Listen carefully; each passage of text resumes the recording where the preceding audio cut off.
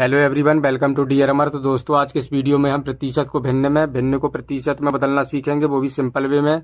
तो आप वीडियो को पूरा लास्ट तक जरूर देखिएगा दोस्तों, मैं आपको स्टेप्स बाय स्टेप्स बताऊंगा। तो सबसे पहले हम प्रतिशत को भिन्न में बदलना सीखेंगे।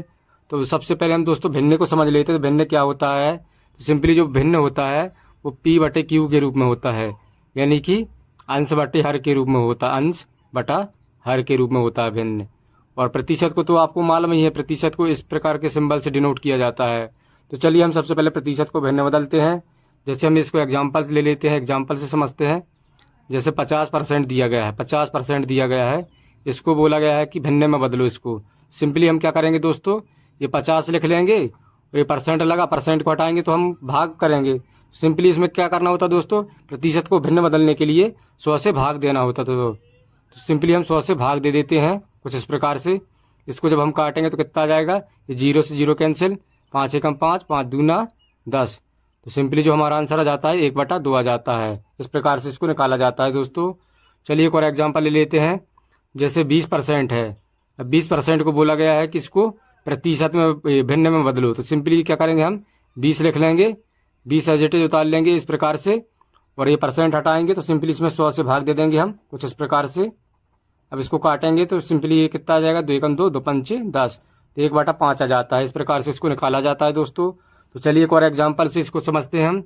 जैसे 40% है, अब 40% को बोला गया है कि इसको भिन्न में बदलो। तो सिंपली क्या करेंगे, हम 40 से जेटेज लगाएंगे और 100 से क्या करेंगे, भाग दे देंगे। सिंपली 100 से भाग देना पड़ता है। इसमें आपको दोस्तों यही याद रखना है कि प्रतिशत को भिन्न बदलने के लिए हमको 100 से भाग देना होता है, 100 से भाग। तो ये आपको याद रखना है। तो सिंपली हम 100 से भाग दे देंगे। इसको जब काटेंगे हम तो 0 से 0 कैंसिल, ये 4 एकम 4, ये 2 दूना 4, 2 दूना 4 2 बार में गया, और ये 2 पंचे 10 आ गया। सिंपली हम क्या लिख लेंगे यहाँ पे, 2/5। तो इस प्रकार से जो हमारा आंसर आ जाता है 2/5 आ जाता है। तो इस प्रकार से दोस्तों प्रतिशत को भिन्न में बदला जाता है। तो चलिए अब हम भिन्न को प्रतिशत में बदलना भी सीख लेते हैं। तो भिन्न को प्रतिशत में बदलने के लिए हमको करना क्या होता है दोस्तों, बेसिकली 100 से गुणा करना होता है दोस्तों। क्या करना होता है, 100 से गुणा करना होता है। तो ये आपको याद रखना है, क्या करना होता है, 100 से गुणा, 100 से गुणा, ये आपको याद रखना है।